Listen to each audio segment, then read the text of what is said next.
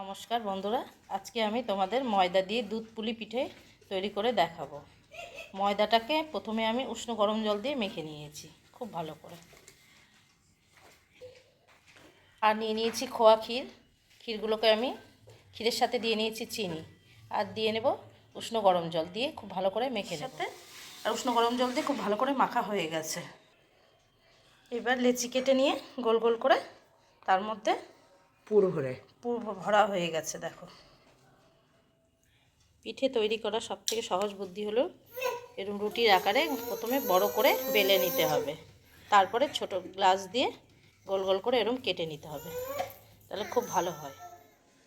পিঠেগুলো আমার বানানো একদম কমপ্লিট হয়ে গেছে।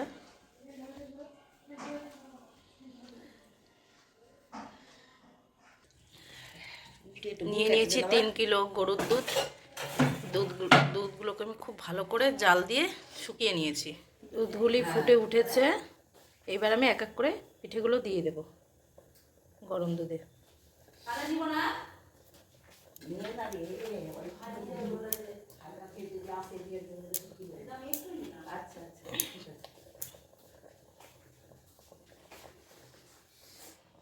পিঠেগুলো খুব ভালো করে আমি জাল করে নিয়েছি 10 মিনিট, একদম রেডি।